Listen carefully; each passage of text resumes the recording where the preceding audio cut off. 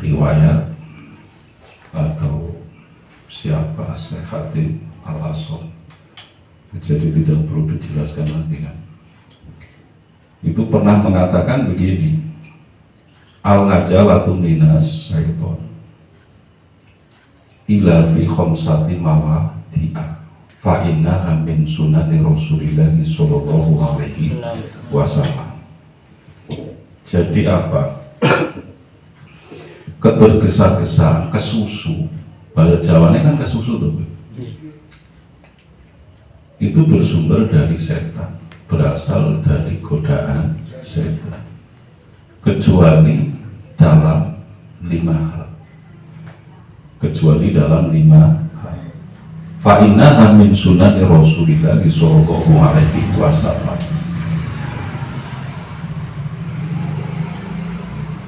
Tergesa-gesaan atau kesusu dalam 5 hal ini bagian atau termasuk sunat daripada baginda Nabi besar Muhammad sallallahu alaihi wasallam.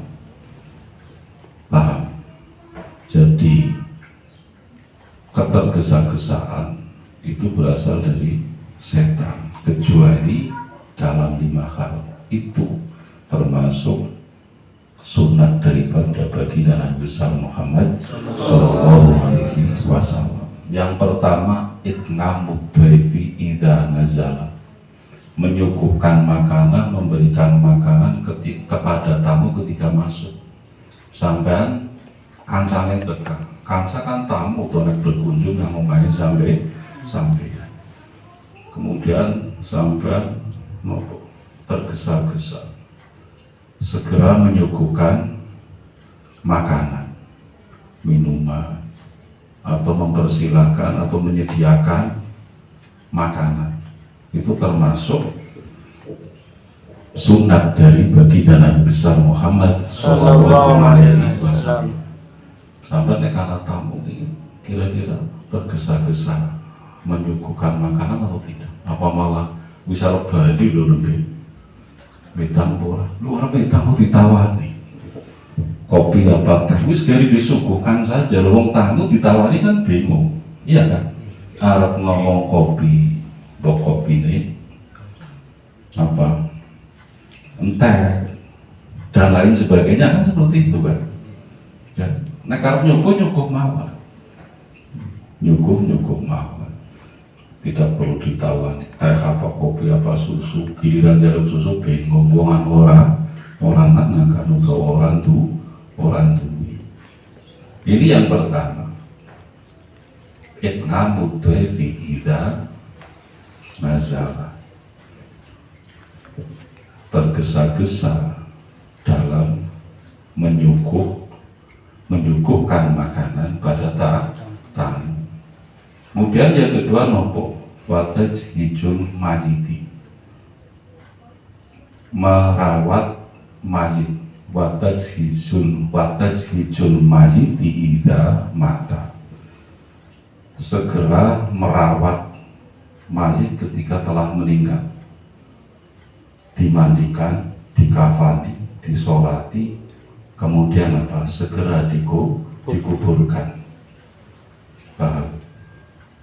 Sebab nopo mayit sing matine husnul khotimah, sing ketika hidup di dunia ini berusaha menjalankan perintah Gusti Allah, berusaha menjauhi larangan Gusti Allah, sehingga mati husnul khotimah, ini kan nopo? Ingin segera dikuburkan, sebab ingin segera menuju tempat yang dijanjikan oleh Gusti Allah, ingin segera berjumpa dengan Gusti Allah, sehingga makruh menunda-nunda mengubur mayit. Kadang-kadang ditunda-tunda mereka ngenteni dulure sing di luar kota. Lho apa manfaatnya? Apa kemudian ketika dia datang mayit itu hidup kembali? Atau kemudian bertambah apa anugerahnya semuanya? Kan tidak. Makanya nopo segera merawat mayit, mensolati, kemudian menguburkannya, itu nopo sunat dari baginda Nabi besar Muhammad sallallahu alaihi wasallam. Dan kebalikannya, wong sing matine sul khotimah lha iki ora kepengin nopo cepet-cepet dikubur. Sebab ngerti ujung-ujungnya niku hanya akan disiksa oleh Gusti Allah. Iya kan? Dan ini wis ngerti panggonane nang neraka, wis ngerti bentuk atau sudah ditunjukkan siksaan. Wong ketika mati saja sudah merasakan loh sakitnya sakratul maut. Wis roh malaikat wis roh sing rupane ora karu-karuan. Sing barangkali baru pertama kali ia melihat orang yang semengerikan itu, semenakutkan itu kan seperti itu. Sehingga wong sing matine suul khotimah roh ini wis ora kepengin cepet-cepet dikubur. Sebab nang kuburan mengko ya wis disiksa. Dalam satu hadis itu kan dikatakan begini, innal qabru awalu manazilil akhirah wa man yanju minhu fama ba'dahu aisaru minhu wa man lam yanju minhu fama ba'dahu asyadu minhu. Jadi kubur itu adalah permulaan dari tempat-tempat di akhirat. Barang siapa yang di kuburannya selamat, maka tahapan-tahapan selanjutnya ya selamat. Tahapan-tahapan selanjutnya ya tambah kepenak ketika nang kuburannya wis kepenak. Tapi ketika nang kuburannya wis ora kepenak, waman lam yanju minhu fama ba'dahu asyadu min. Barang siapa yang atau siapa yang di kuburannya itu sudah tidak selamat, maka tahapan selanjutnya yang hanya siksaan demi siksaan yang tidak terbayangkan sakitnya. Dan seseorang itu nopo kepenak nang kuburannya apa orang di dalam kuburan mendapatkan nikmat atau siksa kan tergantung ketika dia meninggal husnul khotimah atau tidak.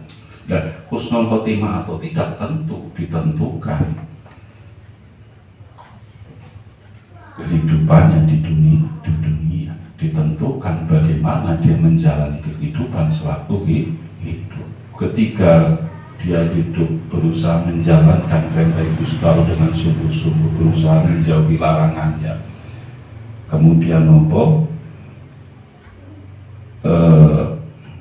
berusaha istiqomah dalam menjalankan perintah, dalam meninggalkan larangan, tentu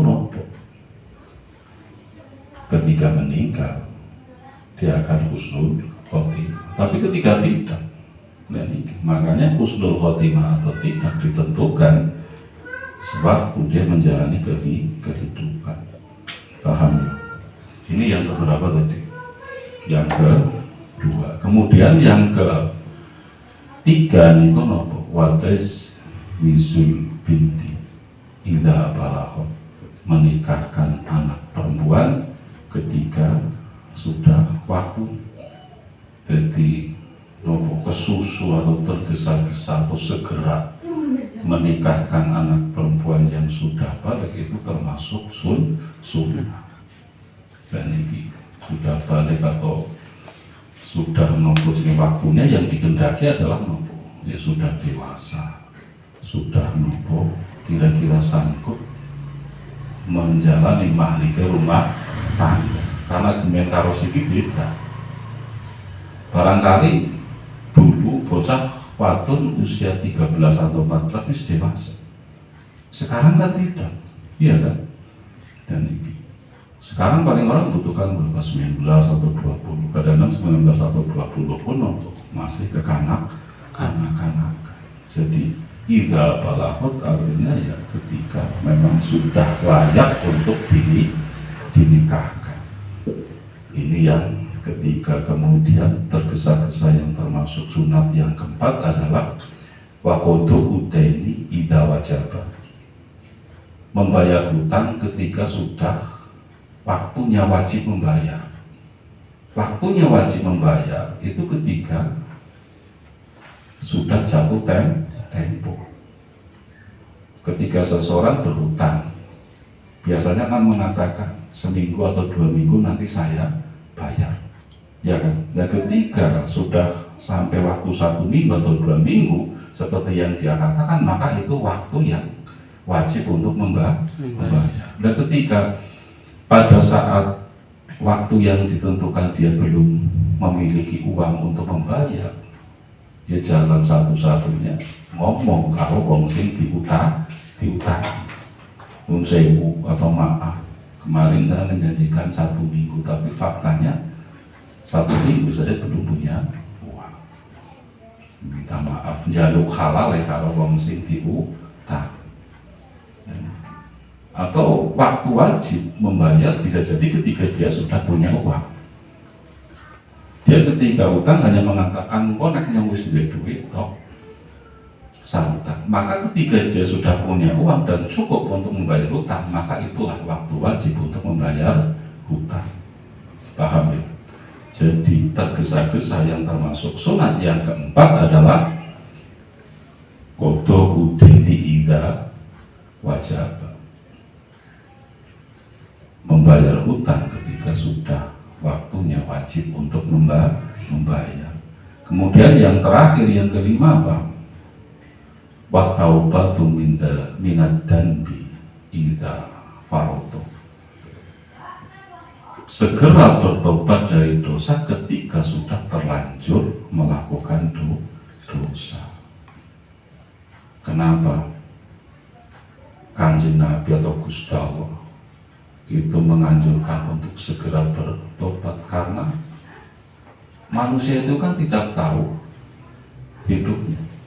Yang dikhawatirkan sebelum sempat bertobat dia sudah dicabut nyawanya oleh Allah. Makanya nopo dianjurkan untuk segera bertobat ketika sudah terlanjur melakukan perbuatan dosa. Ini 5 hal yang 5 ketergesa-gesaan yang termasuk daripada sunat Nabi besar Muhammad SAW.